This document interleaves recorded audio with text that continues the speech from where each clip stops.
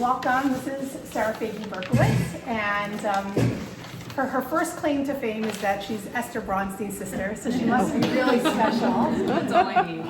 Her second claim to fame is she has the same name as me, so she really must be. And we know each other, through the phone and through some correspondence. But when she told me about this idea, it really blew me away, and I really wanted to be a part of it and hear about it, because I don't know about all of you, but I'm always rushing till the last minute, running into the shower 10 minutes before, benching, and it's mad rush. And my dream is to have a calm, Erev Shabbos. I don't know how that can happen, but it sounds like she has great ideas, and she can make it happen.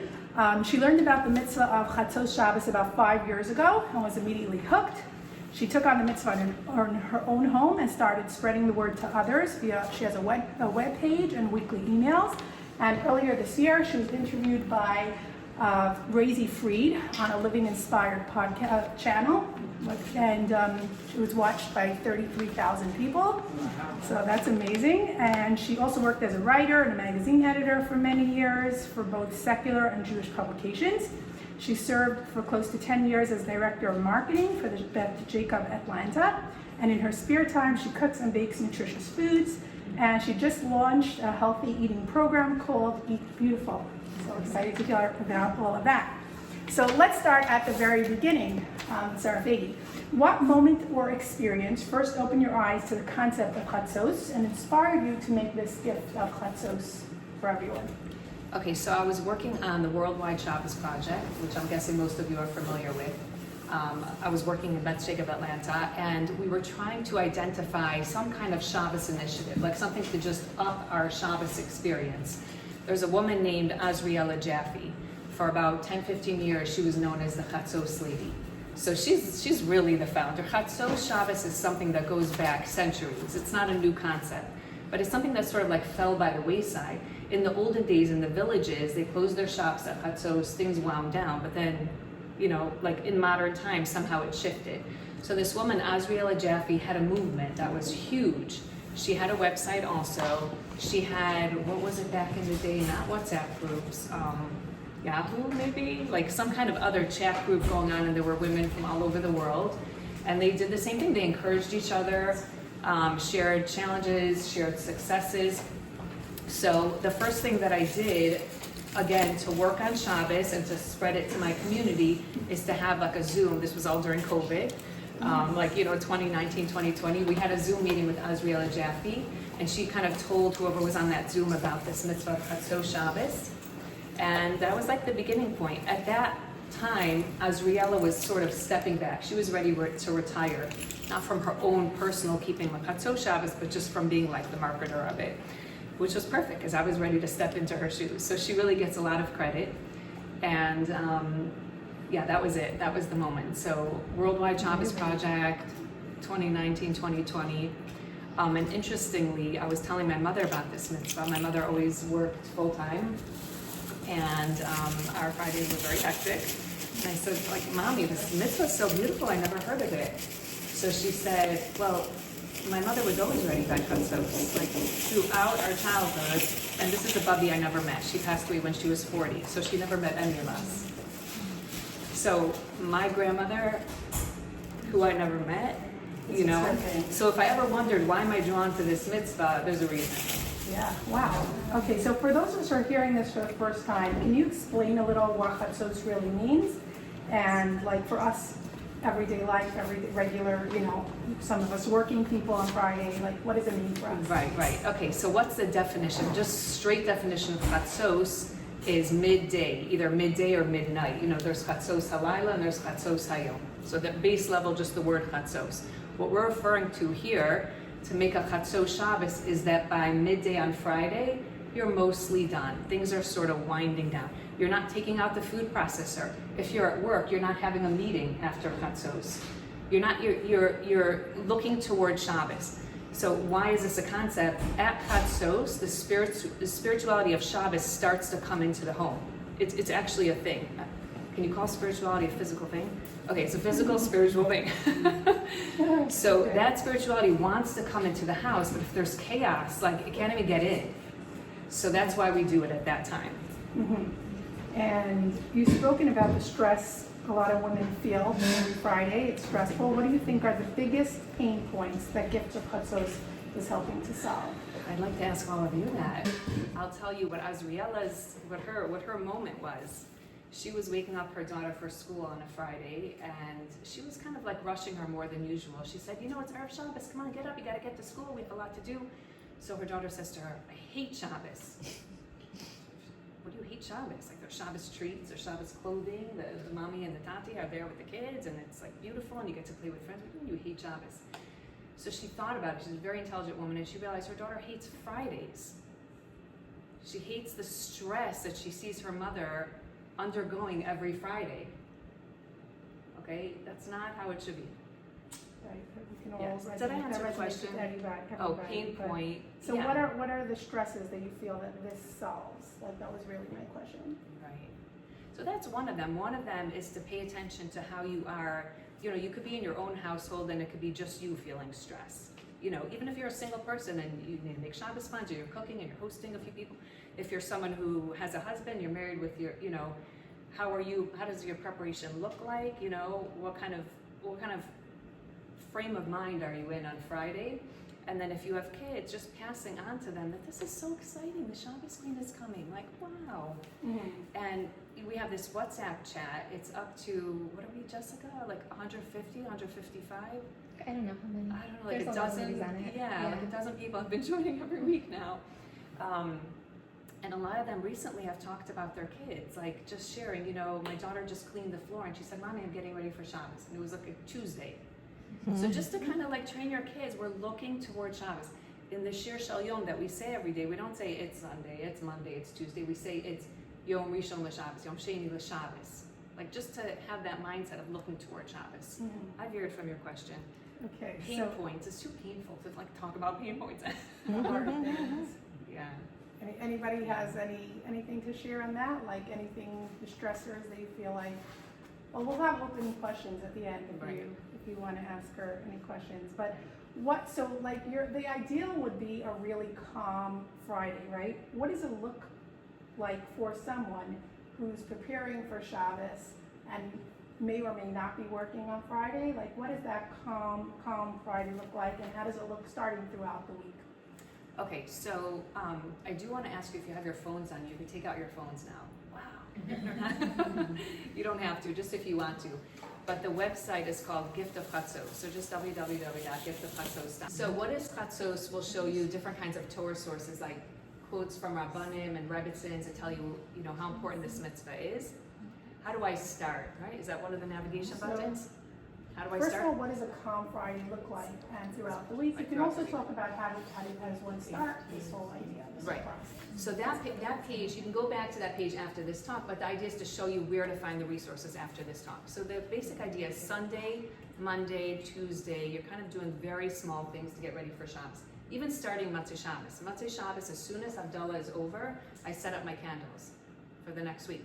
There's like not even a minute. The minute you say Havdalah and Shabbos ends, I'm like connecting it to the next Shabbos, and it takes a minute. You know, maybe it'll take 3 minutes for me to clean out your oil. Sunday is sometimes baking and freezing, right? Your kids bake today for Shabbos.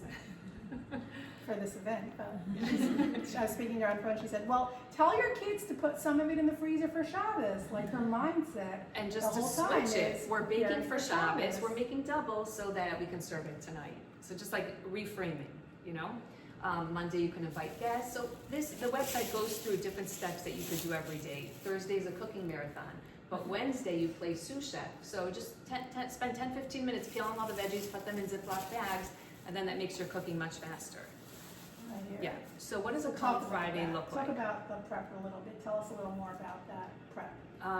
Okay, so Tuesday, just continuing on with the week. Tuesday, because Hashem said Ki Tov twice, you know, during Brias HaOlam, I say Tuesday is a good day to double up. You could do 2 salad dressings, 2 marinades, 2 dips, you know, things that last a long time. Wednesday, like I said, is sous chef day. I'm in love with Ziploc bags. I should invest in Ziploc. But it just makes, So it's like a game changer. So I take out all my veggies for soups. When you shop? For sides. I order groceries to my door. I don't go into stores. When does that So come? Wednesday could be your shopping day. It's not going to look exactly the same for everyone. You have to figure out what works for you. But for most people, Wednesday is a shopping day. So whether you go into stores or whether you order it, that's how you can have your food fresh for Shabbos, your produce, your chicken, whatever. But so Wednesday evening, prepping all the vegetables. And then Thursday, when you get to your cooking marathon, it's just so much easier. So everything is peeled in Ziploc bags going into Everything chicken is soup? peeled and chopped for your chicken soup. Let's say you're roasting vegetables. Like if I'm roasting zucchini and red onion quarters and mushrooms, it's prepped and it's in a foil pan and it's even spiced. And then either Thursday or Friday, it slides right into the oven. Yeah. Thursday cooking marathon. So you make, if you're doing side dishes, if you're doing meats, chicken, fish, whatever it is, you can prepare it. You don't have to cook it. You can eat fresh food. You can cook it on Friday. It's not like you can't do malacha after Chatzos. There's this fallacy that like you need to sit in your special tichel and say tehillim on the couch for 6 hours. That's not what it looks like. Yes. So tell us what it does look like. Okay. So I'm still figuring that out, actually. Yeah. So what do you do on Friday afternoon? Let's say you achieve this dream, like you actually achieve a Chatzos Shabbos. So again, it depends on your household. Are you a solo person in your house? Are you empty nesters? Do you have a bunch of little kids? So if you have little kids, it's a beautiful time to give them attention. If they're not going to make it to the meal, you can sit down with them and go over their parsha questions. We have one mom who buys special projects to do on Friday afternoon, not like elaborate ones, but it's a calm time. Our grandmother used to take, everyone came home from school and she took them to, it wasn't the GCC, I think it was the YMCA. We're Jewish, I promise, but I guess it was free or something, I don't know. But that's what they did on Friday afternoon. She took them swimming, and they showered, and they came home ready for Shabbos. Yeah, so that's our mother, and there were 6 kids, so that was her Friday afternoon. So you figure out, some people take a walk, some people take a nap.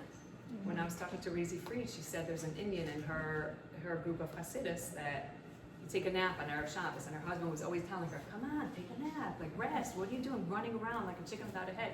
No. Like, hard no, I'm not napping. I would always say, I'll bake one more thing. Like if I have another hour, I'll make blondies, or I'll make, biscotti. We have an hour, Take out the mixer again. Do you know who's saying that? The Yitzhak. Yes, I still fight that because I love, make Shabbos special. We could use another salad. We could use another treat. We could use another dip. We could just stop already. And if you end up watching the Razi Fried interview, I highly recommend it. Yes, you have to pay. It's like $20, $25 a month. But like Razi said, buy it, watch what you want in a month and cancel it. Like that's it. It's just a $25 investment. But I went on a rampage on that in that interview about what people are serving. Please, no offense if you're one of these fancy people who serves like 5 entrees and 25 sides. But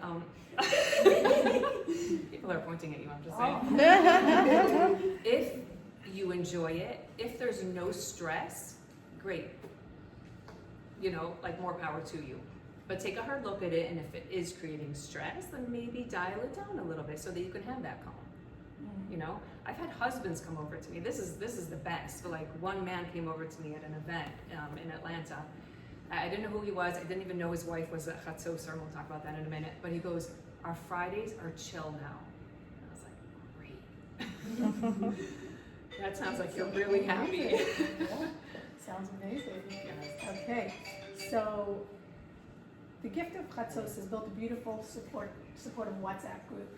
Can you tell us a little bit about that? Yes. We have Jessica here, who's a representative. But it started very small for I think the first year we were like 25 women from Atlanta, and obviously it's grown way beyond that. There's women from Sydney, Australia, Ramat Beit Shemesh, Toronto, Virginia, I don't know where else, just tons of women. And you know how WhatsApp groups are, they just sort of take on a certain vibe. So there's certain things that happen on the WhatsApp. One of the things is it's become really popular to post your Shabbos table, your set Shabbos table on Thursday night. Now we have doctors, lawyers, mommies, tremendous respect, who are posting a picture of their table, whether it's Dixie plates or China, it doesn't matter. And everyone's like, woohoo, you go girl. and it's like, we just pour the love on each other for doing something that simple.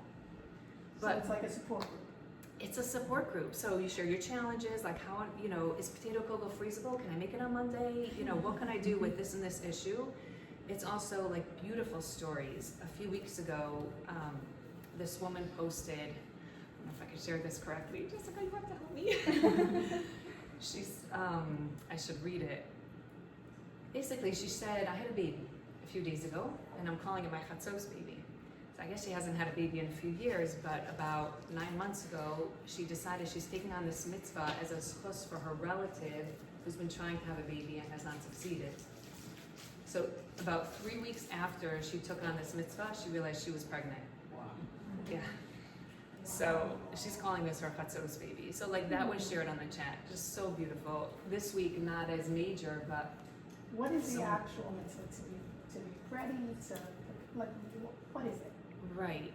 The main concept is that you're doing something every day of the week, and no one's aiming for perfection here. You try to do something every day of the week for Shabbos, and you try not to start things after Chatzos. You try to be mostly ready. Mm-hmm. Setting the table is also a big inyan. So the fact that women are posting the pictures of the table, it's actually very, very fitting and very appropriate.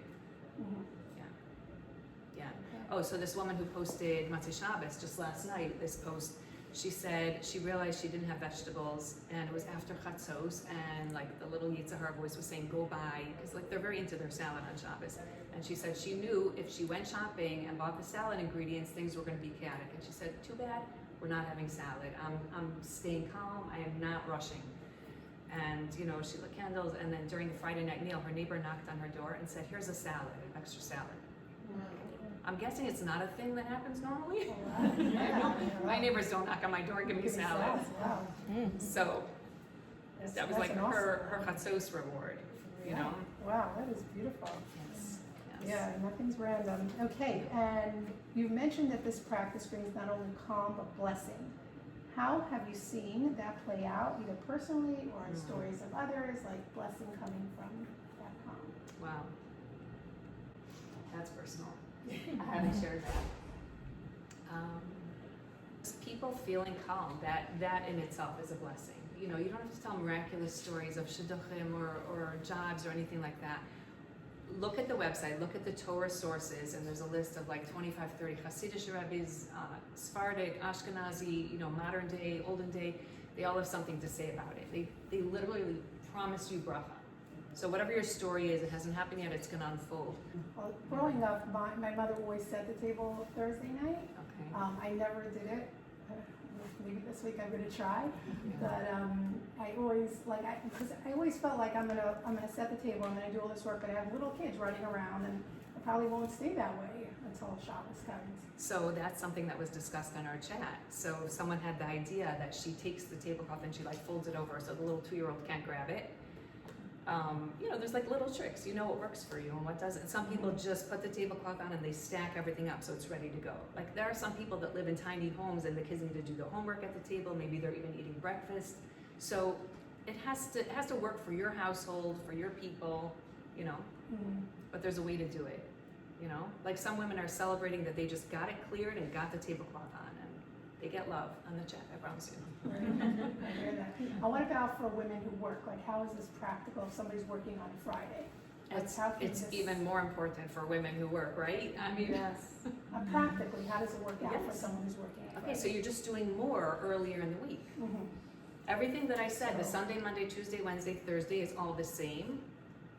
Friday, whatever, I don't know when you come home from work, but you put things into the oven, or because, let's say you work till like an hour or two before Shabbos, you're putting things in the oven on Thursday, or you're utilizing So prep if pots. everything's prepped in 9x13s, in your, like on Thursday, then you could just stick it in when you come home from work, which is brilliant. Right. You could do it early, like, Really is I work brilliant. on Friday a lot, and I do it at 7 in the morning.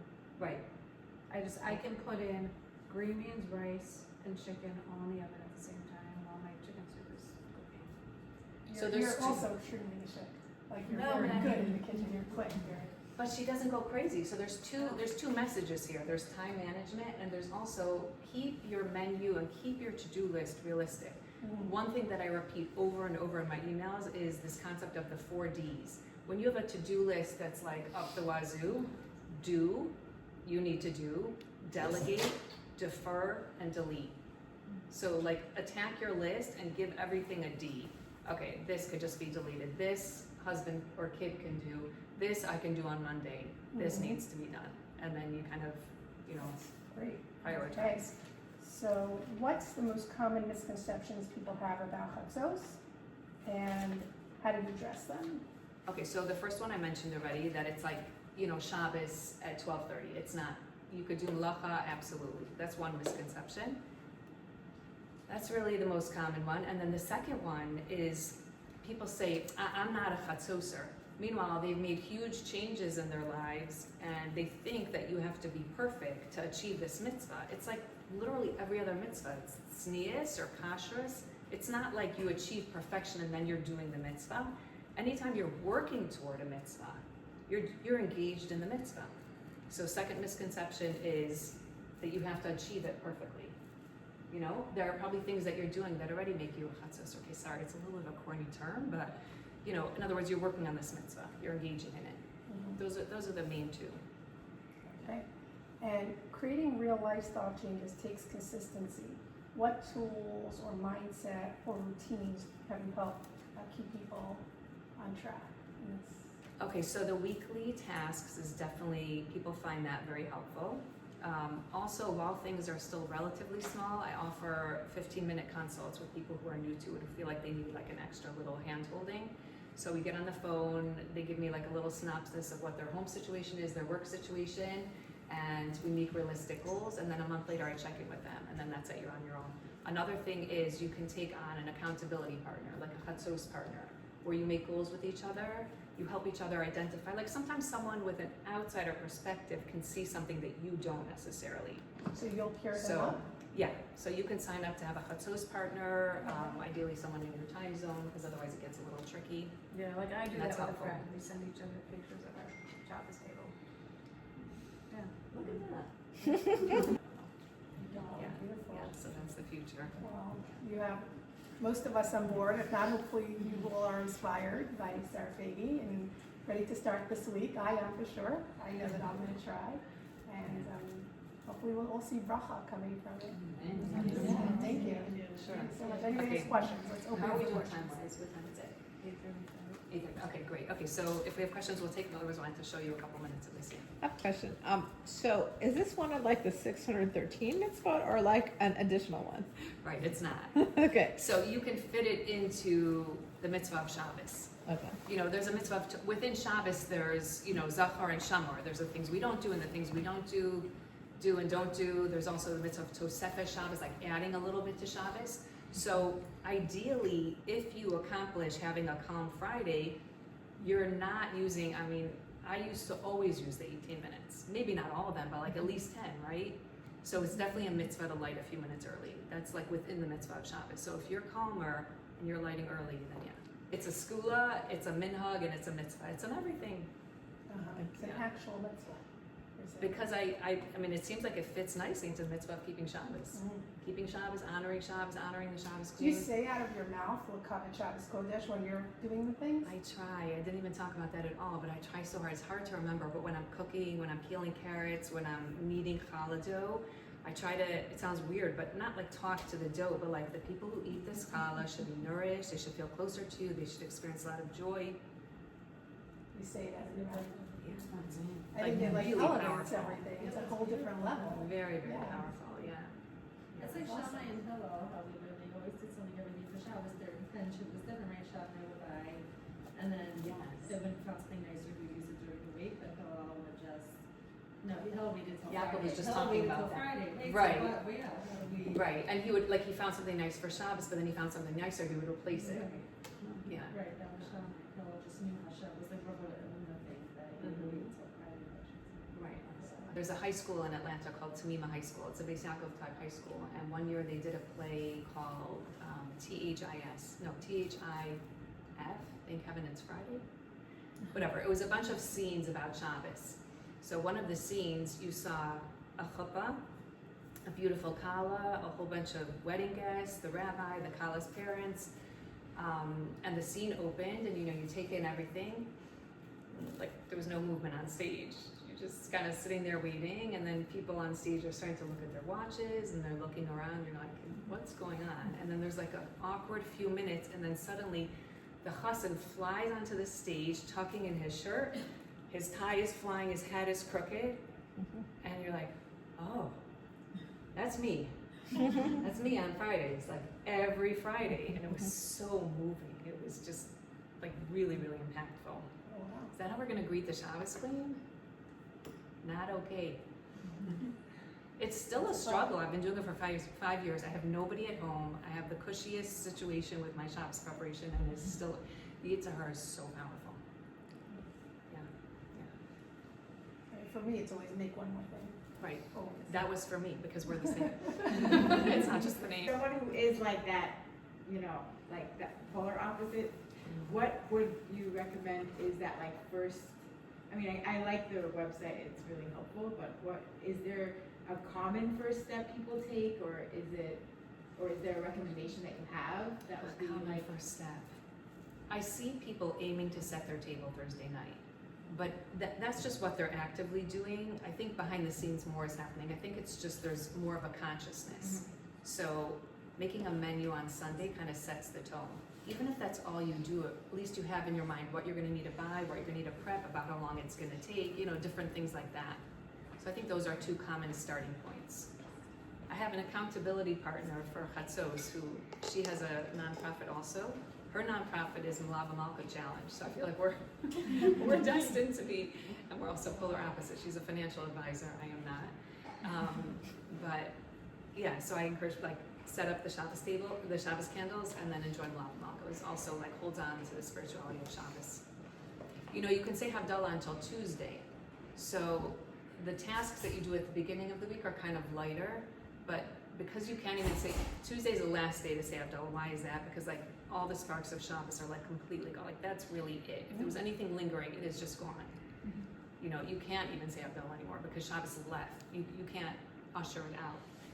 So Wednesday is like really think of Wednesday as the prep time. Tuesday, Monday, Sunday, you could do light things, but Wednesday, like really get into the mode.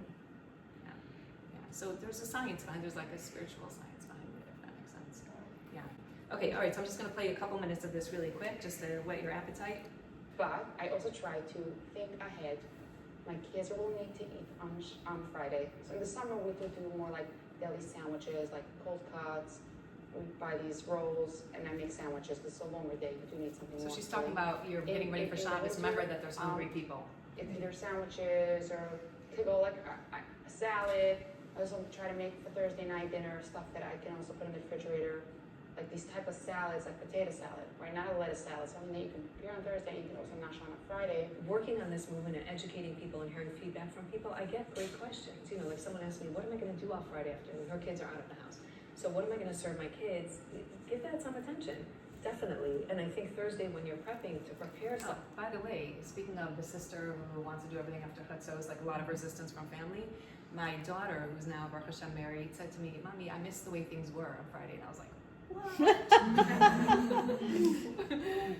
she loved the energetic vibe in the kitchen. Like my son is a big cook. This is before he was married. So he'd be taking out the food processor, make potato kugel, and she would turn on Israeli music and it was like happening and flying. And then once we took on Chatzos, the kitchen was clean. It was totally quiet, whether there was music playing or not. But like everyone was just doing their thing in the lower corner. She said, I miss it. So I said, Thursday night now? right, you can have it Thursday night. And what she didn't know is I was stressed out. She might not have been stressed out. He wasn't stressed out because they don't care if the processor sits dirty on Shabbos, but I was stressed out. And I'm sure on some level they would sense that. But that was an interesting moment. Maybe it's even something special and the kids know this is the Friday afternoon nash, this is the Friday afternoon snack, meal, if it's in the summer, whatever it is, you know, but something that's very easy. And I'm a huge proponent of balancing, you know, have your cake and whatever, but have your vegetables. So if you make a beautiful veggie tray with delicious dip, you know, get rainbow baby carrots and sugar snaps and cucumber slices, and then a nice dip, the kids are gonna come and they're gonna eat it. And if you have a bowl of apples, they're gonna walk right by it and look for the corn chips. But if you slice up the apples, or you have a little almond butter to dip it in or something, and you make it look pretty, they're gonna come and they're gonna eat it. Yeah, so definitely think it's a very good point to think about Friday in terms of food and addressing your kids' needs and your own need. if your kids are out of the house most of Friday and you're gonna be rushing around doing things, make yourself a smoothie the day before. Yes. Like pack it in, Yes, either, yes, if you're yes. the dairy type, Take care of Greek yourself. yogurt smoothie, or I like the tropical mint smoothie, but I put kale, pineapple, mango, flaxseed, a whole orange goes in there, peeled orange. So I make that on Wednesday or Thursday, and it's still good on Friday, but I could sip it as I'm prepping, and I have my energy. That's a very good idea. Yeah, whatever you do on Thursday for lunch, if it's in a double. So anyway, thank you for coming. Thank you for being part of the first town hall. Fireside. Thank you, Sarah Faygie Berkowitz, hostess of the hostess. Yeah.